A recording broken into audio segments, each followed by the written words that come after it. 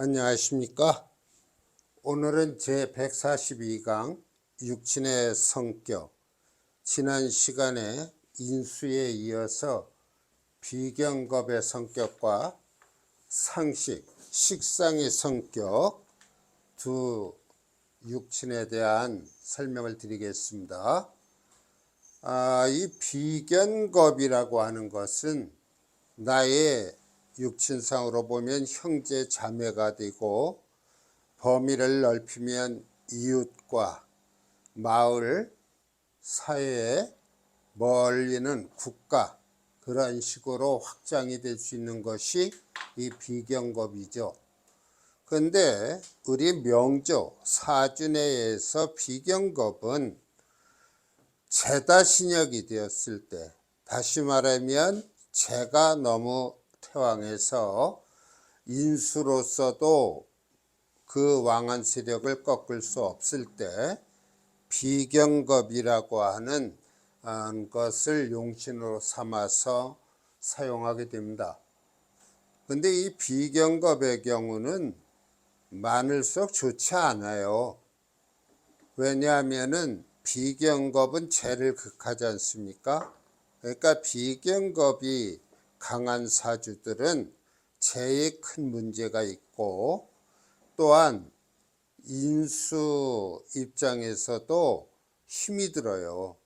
왕한 비경겁을 생하자면 많은 기력을 소비하게 되지 않습니까?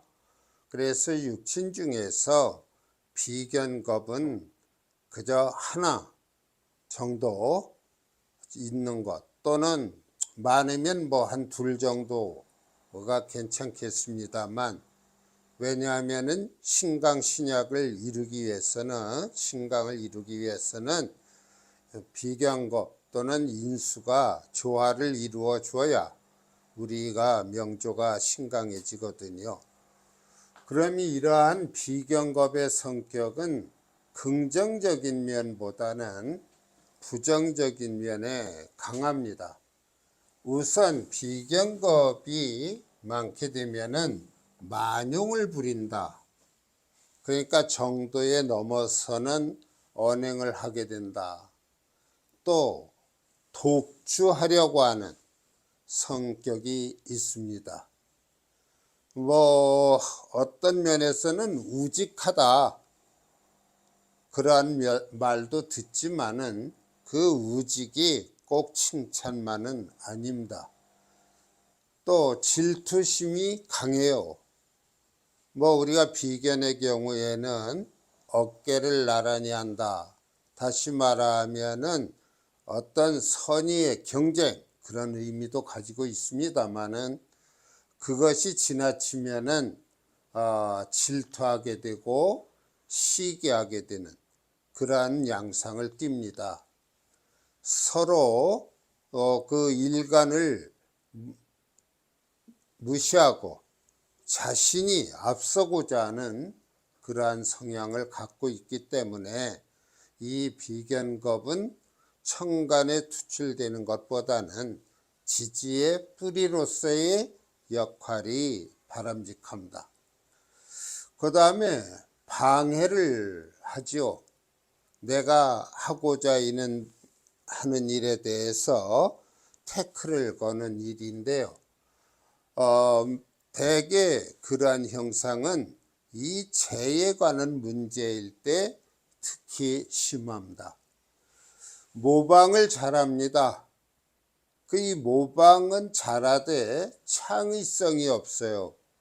그러면은 이 모방은 그 자체로 끝나니까 결국은 자기의 창의성에 의한 창의력을 요하는 그러한 직종에는 어울리지 않죠. 그 다음에 방종하기 쉽습니다.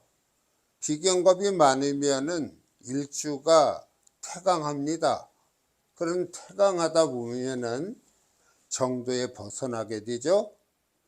또한 신약하게 되면은 의심도 많습니다.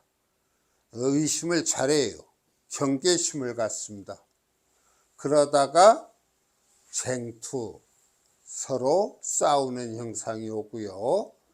또 이 비경겁이 약하면은 고립감도 느끼게 됩니다.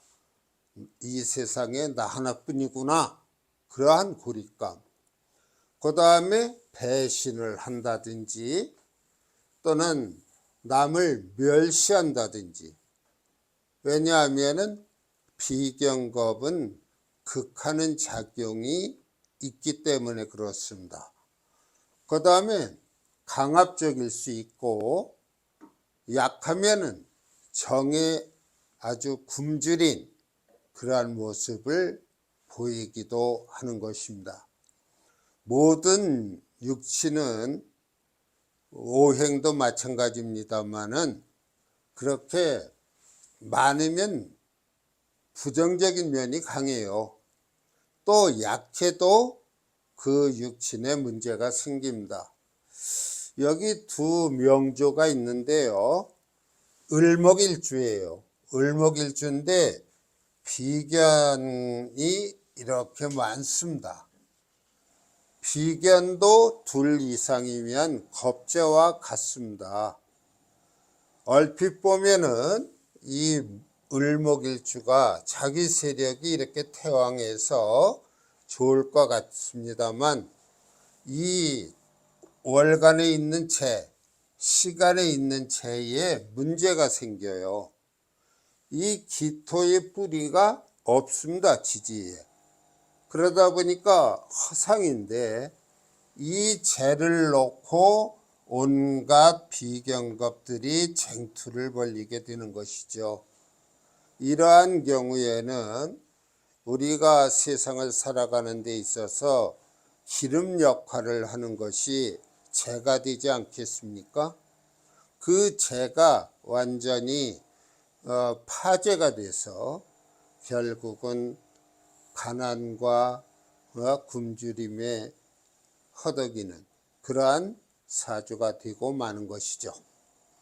그 다음에 여기 임수일주인데 이 임수일주의 비경겁이 이렇게 태왕합니다. 옆에 있는 금도 술을 생할 뿐만 아니고 또 여긴 정임합이 돼서 목의 길을 띠기도 합니다만은 그래도 이 임수의 겁재가 월, 일, 일에 자리 잡고 있어서 이 겁재의 부작용이 훨씬 많은 그러한 명조가 되겠습니다. 요 사주보다는 그래도 이 사주가 조금 나은 편이긴 하지만 왜냐하면 여기가 목기가 형성되면 수생목이 되고요. 그 다음에 이것이 관이 되고 이것이 인수가 됩니다. 그래서 이 구조보다는 다소 낫긴 하지만 역시 비경겁의 이러한 부정적인 성향들을 벗어나기는 어렵다. 그렇게 볼 수 있겠네요. 자, 다음은 상식에 대한 성격을 말씀드리겠습니다. 이 상식의 가장 두드러진 면은 재주가 있다고 하는 거예요. 현대를 사는 사람들에게 다 재주가 있어야 의식주를 만들어 가면서 살 수 있는 거 아닙니까?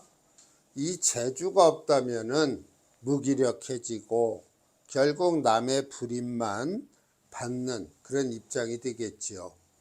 또한 추리력 또한 좋습니다.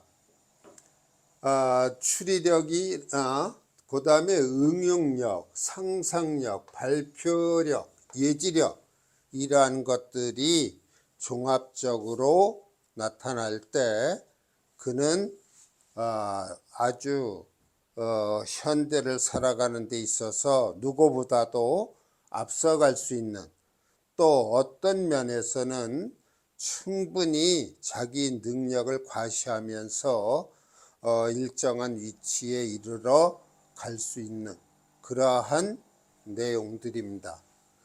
그 다음에 임기응변 어떤 위기에 봉착한다든지 어떤 상황에 처했을 때 그것을 능히 벗어날 수 있는 순발력을 갖고 있습니다. 우리가 그 예능 프로의 개그맨들의 그 대사를 살펴보면 그 대사가 굉장히 길어요. 일일이 암기하기란 쉽지 않겠죠? 그런데 그 대사를 잃어버렸을 때 임기응변으로 그 위기를 넘기기도 합니다. 그 다음에 직언을 잘해요. 바른 소리를 잘합니다. 돌려서 이야기할 수도 있는 것을 직언을 함으로 인해서 상대방에게 상처를 줄 수도 있고 오해를 살 수도 있습니다. 또한 말 한마디 잘못해서 평생 원수가 되어 살아야만 되는 그러한 경우도 있습니다. 평생 후회할 수 있는 그런 말을 할 수도 있는 것이죠. 그러나 이 상식은 또 희생정신이 강해요. 희생정신이 강해서 남에게 베풀기를 좋아합니다. 그것이 너무 지나치면 자기 자신은 돌아보지 않고, 다시 말해서 자기의 가정은 돌아보지 않고 남을 위해서만 열심히 일한다든지 돕는다든지 해서 결국은 자신의 말년은 가난에 묻히게 되기도 합니다. 은혜를 잘 갚습니다. 포은. 남에게 은혜를 입었으면 그것을 반드시 갚아야 된다고 생각하고요. 그 다음에 기회에 뛰어나요. 이것이 이제 오늘날의 예체능 쪽이 되겠습니다. 그래서 예능에 능한 사람들, 또 어떤 운동에 능한 사람들, 선수들의 경우 이 기회에 뛰어난 사람이요, 또한 악기를 잘 다룬다든지 또는 그림을 잘 그린다든지 글을 잘 쓴다든지 하는 그런 면들의 재주를 갖고 있습니다. 그 다음에 강자 강, 약자 약이라고 했는데, 이 상식이 강하면 강자한테 강해요. 그러니까 치 받는다는 얘기입니다. 강자한테 조금도 지지 않습니다. 그 다음에 약자한테는 약해요. 왜냐하면은 희생정신도 있고 그 도움을 주려고 하는, 베풀고자 하는 그런 마음들이 있어서 강자 강, 약자 약이 되기도 하죠. 그 다음에 담력이 강합니다. 웬만한 것에 놀라지 않아요. 또 담력이 강하다 보니까 남들보다 용감할 수도 있습니다. 그 다음에 과장을 잘해요. 조그마한 것을 다시 말해서 침소봉대하는 그러한 과장이 있게 되고, 농담이 많아서 구설에 오르기도 합니다. 자기 자신은 농담이라고 해서 한 말이지만 그것이 상대방에게는 불쾌감을 준다든지 해서 구설에 오르게 되죠. 언어가 부실할 수 있습니다. 원래 표현력이 좋고 해서 언어 능력이 뛰어나야 되는데 이 식상이 없다시피 하면 오히려 어눌해지고 언어의 표현력이 좋지 않습니다. 그 다음에 입법 행위를 잘해요. 원래 식신은 평관을 극하고 상관은 정관을 극합니다. 그러한 관을 극하는 이치로 해서 법을 무시하는 그러한 입법 행위를 할 수 있고요. 이 식상이 너무 지나치게 많거나 또는 약하면은 피해감을 느끼기도 하고요. 그 다음에 어떤 외로움 같은데 빠져서 벗어나기도 쉽지 않습니다. 도벽이 있고요. 훔치는 그러한 버릇이죠. 동반자살이라고 하는 건 극단적인 면인데요. 이 식상이 왕하다 보면은 남이 어떤 자살하고 싶다라는 얘기만 들어도 도와주고 싶고 심지어는 함께하는 그런 성향까지도 보입니다. 타인을 멸시하기도 하고 사기를 친다든지 배신을 합니다. 이 상관이 강하면 하극상이 일어날 수도 있겠죠. 아까 우리가 어떤 강자를 치받는 그러한 면이 있다고 했는데 이런 하극상은 그러한 것을 말합니다. 또 허세를 잘 떨어요. 허풍을 잘 떤다고도 할까요? 그 다음에 근심도 많습니다. 걱정하는, 오히려 자신에 대한 걱정보다는 남에 대한 걱정, 이웃에 대한 걱정, 그러한 걱정으로 세월을 보낼 수도 있습니다. 그 다음에 쟁투를 벌일 수 있고 반항심이 강하다. 그렇게 볼 수 있어요. 다 비슷비슷한 그러한 용어들이 되지만 이 상식의 경우가 적당히 긍정적으로 놓여 있어야 되는데 너무 과하거나 약하면 부작용들이 다른 육신에 비해서 훨씬 많습니다. 여기 두 개의 명조가 있습니다. 이 계유일주인데요. 계유일주가 여기 갑인이라고 하는 상관이 있고요. 그 다음에 이 해 중에도 갑목이 있고 진에 을목이 있습니다. 이럴 때 이 계수일주가 신강하기 때문에 오히려 이때의 상관은 긍정적인 면을 띠게 됩니다. 상관성을 잘 발휘해서 능력을 발휘하는 것이죠. 굉장히 이것은 수생목으로 설기가 되기 때문에 오히려 상관이 용신이 되는 긍정적인 명조가 됩니다. 그 다음에 이 기토의 경우는 자기의 세력이 약해요. 여기에 오화와 여기에 무토 정도인데요. 나머지는 전부 식신 상관입니다. 이러한 명조일 때는 위에서 이 부정적인 면들이 전부 실린다고 볼 수 있습니다. 그러잖아도 약한데 이렇게 왕하게 설계되다 보면 내 자신이 설 자리가 없는 것이죠. 자, 오늘 이 시간에 비경겁의 성격과 상식의 성격을 간략하게나마 설명을 드렸습니다. 오늘 강의 여기서 마치겠습니다. 감사합니다.